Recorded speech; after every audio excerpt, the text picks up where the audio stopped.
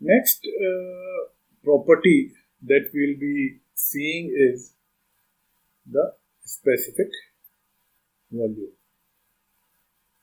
So, specific volume of a fluid is the volume of the fluid per unit weight.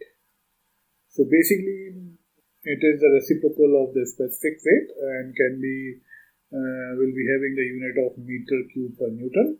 But specifically speaking about when we are considering the gas flow, this specific volume will be defined as the volume per unit mass, right? So this will be denoted by the small v, and this will be volume per unit mass, and the unit will be meter cube per kg, right? So this will be reciprocal of the mass density, right? For liquids, the mass density, the specific weight, and the specific volume vary only slightly with the variation of temperature and pressure.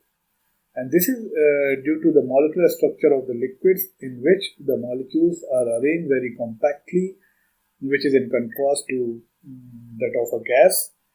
And the presence of dissolved air or salts in solution and suspended matter will slightly increase the values of mass density and the specific weight of liquids, right? But for gases, the values of the above properties vary greatly with variation of either temperature or pressure or both, right? And it is due to the molecular structure of the gas, in which the molecular spacing, that is the volume, changes considerably on account of pressure and temperature variation, right? So this is about the specific volume. Next property that we will discuss is specific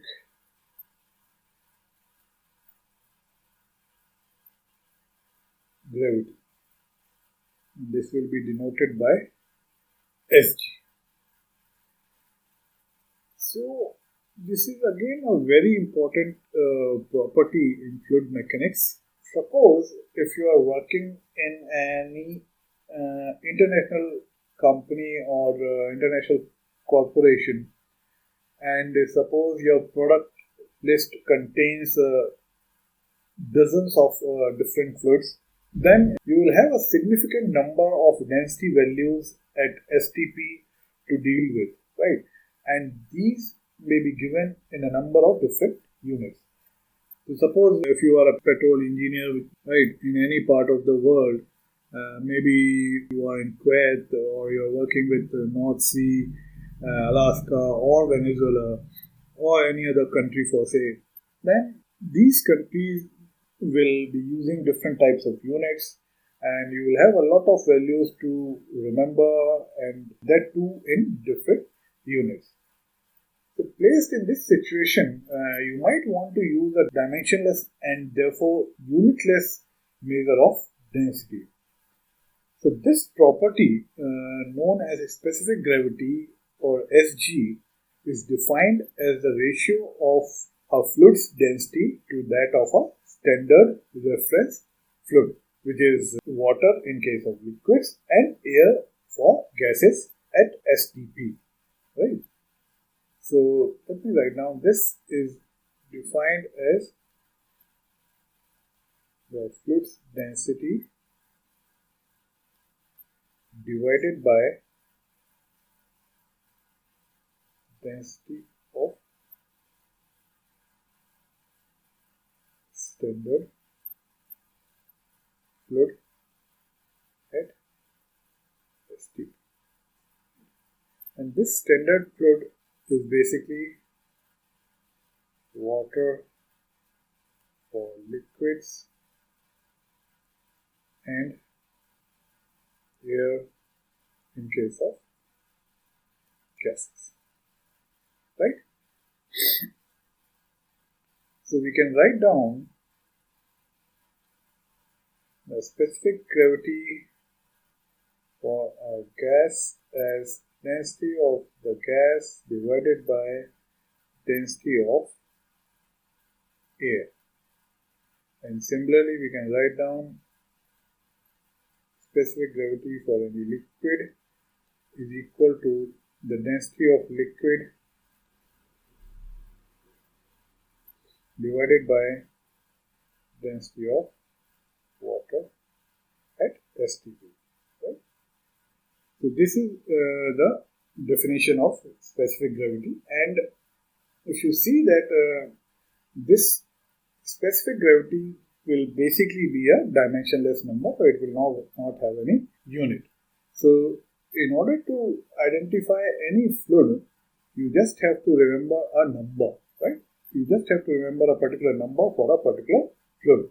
So which will be a very convenient way to identify the liquids wherever they may be coming from whichever country they may be coming from whichever part of the world they are coming from. It will be easily identified as a standard number for a particular liquid.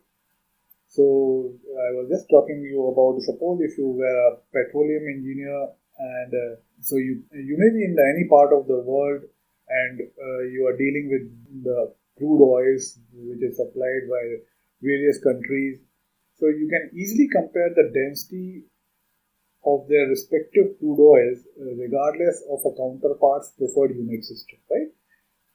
Whatever unit system is used by your counterparts, you can still identify the density of the crude oil just by knowing the number which is identified as a specific gravity, right? So the density variations of crude oil occur because crude oil is a complex mixture of hydrocarbons, but the practical importance of knowing the precise density of a crude lies in its sale on a volumetric basis. So generally they use a barrel as a basis, right?